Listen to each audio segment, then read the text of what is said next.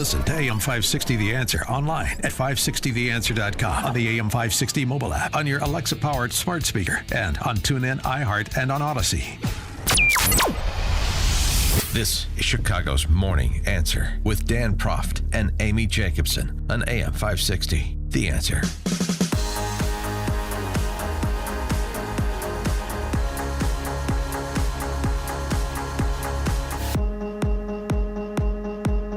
Top of the morning, Dan and Amy. The Godfather has spoken.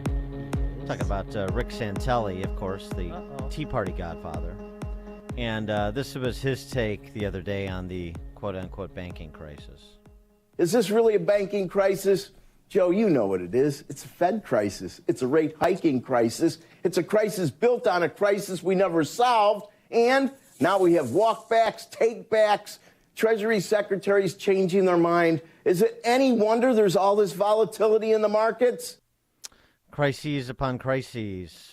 For more on all of them, pleased to be joined by John Tamny, editor of RealClearMarkets, director of the Center for Economic Freedom at FreedomWorks, and author of The Money Confusion, How Illiteracy About Currencies and Inflation Sets the Stage for the Crypto Revolution. John, thanks for joining us. Hey, thanks for having me on. Is Rick right? I think he overstates the Fed's role a bit. The Fed's a rate follower. How we know that in this case is that no one was able to predict where rates were going. And they couldn't because the markets, the future of markets is very opaque. We know that because if you can see around the corner in markets, you're worth many billions. And so the Fed did start raising rates, but access to money, it was already becoming more expensive in the actual marketplace. So I think he overstates the Fed's role. Should the federal government have stepped in, the Treasury Department, and guaranteed the deposits of Silicon Valley depositors above $250,000? No, it didn't need to, because if you look at Silicon Valley Bank's balance sheet, it was mostly treasuries. I mean, these were reasonably good assets for one thing, and so most of these depositors were going to be made whole in the first place. Secondly, if a bank runs into trouble, that's an opportunity for another bank to gain a lot of market share and goodwill with the clients by making depositors whole. So without the FDIC, this notion that SVB was just going to shut down and people were going to be banging on its windows trying to get their money out and never get it really doesn't make sense. It was the 16th largest bank for a reason. It had a great client list. Someone was going to come in. You didn't need the FDIC here. So what happened then? Well, this is what the FDIC does. What are government bureaucracies but bureaucracies in search of a purpose? And so it's certainly true in Silicon Valley. The VCs had tightened up on their startups, and in tightening up, it forced the startups to more aggressively withdraw capital from the bank. It's certainly true that SVB's asset mix was a little bit long, and so when market rates are going up, the value of your balance sheet's going to go down. And so amid all this, it looked a little bit touchy for SVB to make all of its people taking money out whole. But even there, you wonder, the question I keep asking is, why did Peter Thiel yell fire?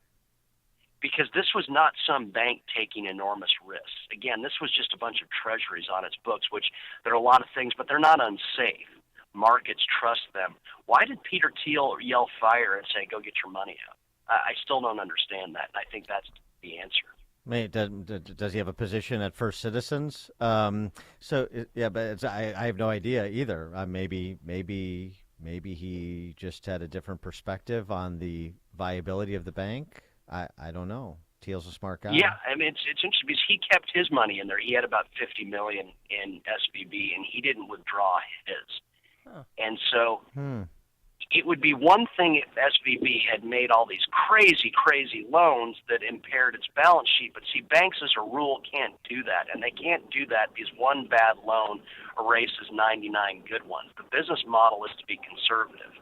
And SVB was very conservative. And it still runs odd that there'd be a run on a bank that had reasonably very safe stuff, and why Peter Thiel became alarmed. But for now, we don't know. So what about this deal? Since I mentioned it with First Citizens and FDIC, they're going to be in bed together with this acquisition of Silicon Valley Bank. So here we have First Citizens, which now is on the cusp of being too big to fail with this acquisition, and they're doing a loss share agreement with FDIC. By the way, all the other banks and by extension their customers are getting hit with $20 billion in the FDIC bailout, which is more than all that the FDIC paid out for all bank failures in the last decade.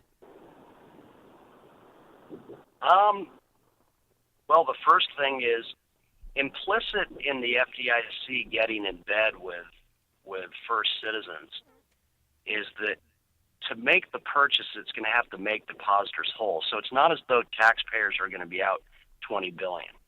This isn't me defending the FDIC. I think without it, you'd very quickly see insurance companies come in and insure deposits at banks for a monthly fee. Mm-hmm.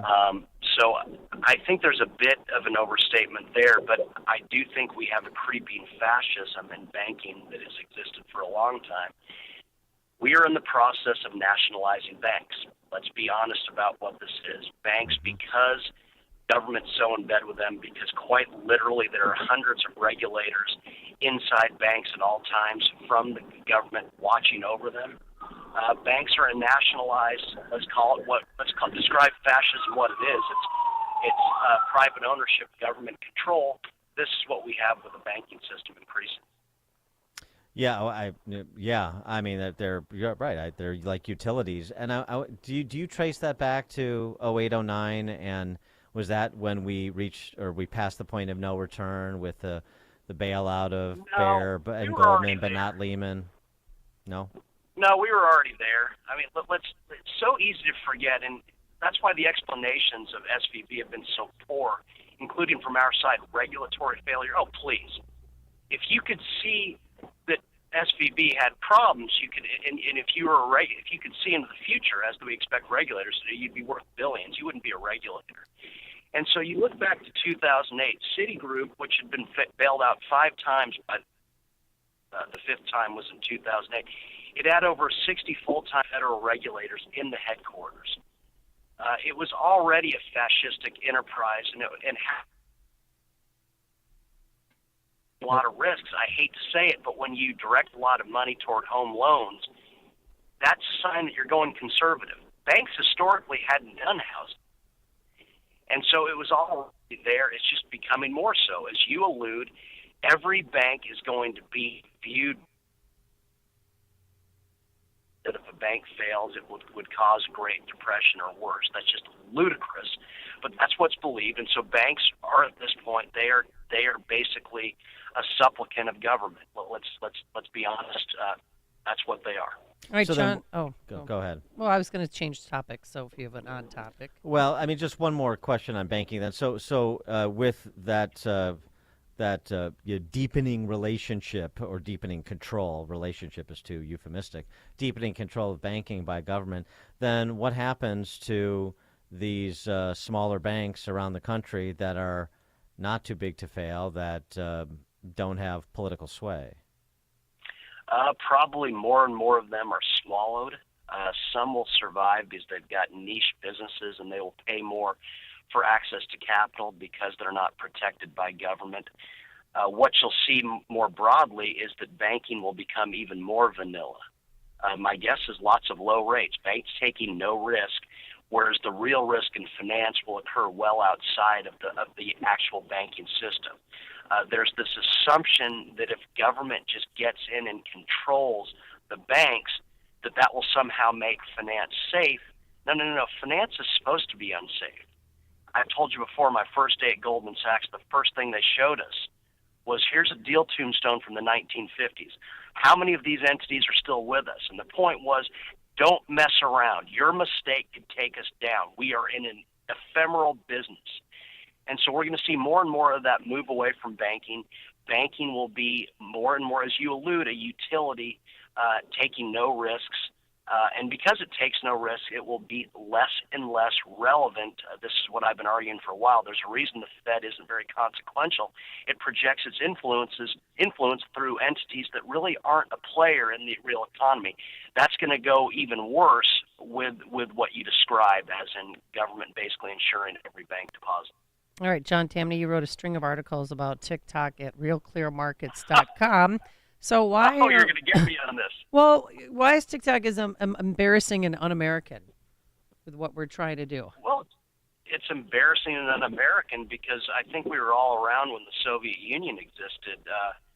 Were politicians beating up Soviet businesses because they thought they were gathering information on them for the communists? No, they weren't, because communist countries don't produce any businesses that anyone wants anything to do with. The fact that TikTok is so successful is all the evidence you need that China's many things, it's no longer communist. If it's about gathering information, you could get that information with or without the existence of TikTok just by going to brokers on the internet who can provide all of that. This is a non-story. TikTok's problem is it's been too successful. It's beating the hell out of a lot of successful U.S. companies, and so protectionist politicians are coming in to try to break what's successful. I find it horrifying, and it's un-American because we used to want China to not be communist. Now that they're not, now that they're producing to meet our needs, now that we're working more and more together, we're trying to break them and break their achievements. I find it horrifying. Well, I mean, there's a certain lack of forthrightness from the TikTok CEO that was on display at the hearing last week. But the other problem I have, why I'm not on board with the TikTok ban either, is, especially this administration and the relationship that the Biden family clearly has to the Chinese communists, financial. But even if it wasn't the Biden family, it's just I don't want the government getting deeper into regulating content online. That there's no way that ends well, right? You agree with AOC? Yeah, AOC as usual, in full agreement. Yeah. Yeah. Why is it that government always has to win? Why is it that its power always has to grow? Well, and why do we believe that the government, this same government that we're critical of in almost every respect as free market types, as conservatives, including now law enforcement, for goodness sakes, but we're going to trust them to protect us here? Yes. I don't get it. And they based on, social media is dangerous. Well, for one, there was a reason that many on our side wanted to abolish the CIA. And the reason was this vastly well-funded entity had no clue. They didn't know. They thought it was a large economy. Yet we're supposed to believe the Chinese, because they're Chinese, I guess, looking out online and gain voluminous intelligence that will allow them to trick us into what? Because, see, anyone who's ever been to China knows the Chinese people are conducting a passionate love affair with all things American. As I've said so many times on this show, everywhere you look is an American business there.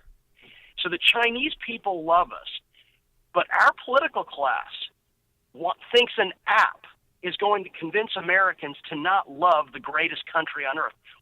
This is the insulting aspect of it. Wow, you think so little of the United States and so little of the American people that they would be fooled by a bunch of flunkies in Chinese intelligence? What's happened to us? This victimhood from the political class and this victimhood from conservatives, I find just revolting. And I'll add,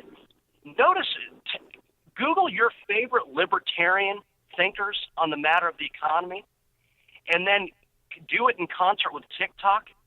Notice how many have taken a powder on this debate. They know what's happening to TikTok is horrifying, but they don't have the courage to defend it. They're just being quiet about it. And these would be many famous names, including the most important editorial page in the United States, is sitting out this debate altogether. Mm-hmm. Yeah, it seems to me there's a certain sort of, this is a way to cover ourselves politically with our business interests in China, perhaps our relationships with the Chinese Communist Party, because it's hard to have business interests there if you don't have a relationship with the Communist Party.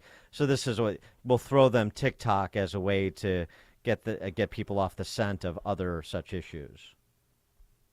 Yeah, I think you're right, but it's kind of like, so Fox is in trouble for basically saying, well, the elections might have been stolen, and feeding their viewers that viewpoint.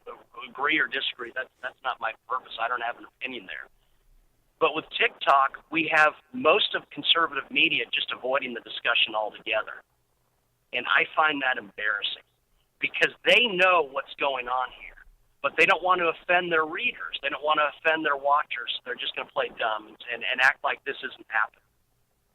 He is John Tamny, editor at RealClearMarkets, director of the Center for Economic Freedom at FreedomWorks, author of The Money Confusion, How Illiteracy About Currencies and Inflation Sets the Stage for the Crypto Revolution. John, thanks as always. Appreciate it. Thanks for having me. Thank you for joining us, and he joined us on our turnkey.pro answer line. This is Chicago's Morning Answer. Your show keeps me alive during the week. There's nobody I'd rather listen to between 5 and 9 in the morning than you guys. On AM 560, The Answer. Hi, I'm Martha Stewart.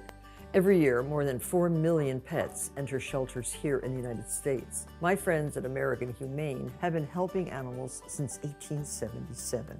The goal is to ensure that pets have a safe shelter, especially during natural disasters. Adopting a shelter pet allows shelters to help more animals awaiting care. Please consider adopting today and take some time to learn more about American Humane's other work at americanhumane.org. Maxwell, he was scratching and losing some hair. My vet, she says, oh, he must be allergic to chicken. Another vet said, he's the grain. Third vet said, it's the weather. Then somebody said, DINOVITE.com. It took 2 weeks, and the dog stopped itching, the hair stopped falling out. The Dinovite is a big part of Maxwell's diet. You get some Dinovite, how happy your dog will be. DINOVITE.com. One of the most important decisions you can make as a parent is where you send your kids to school. But these days, it's never been harder to know which school is best. Public schools have changed a lot, and you might be thinking about sending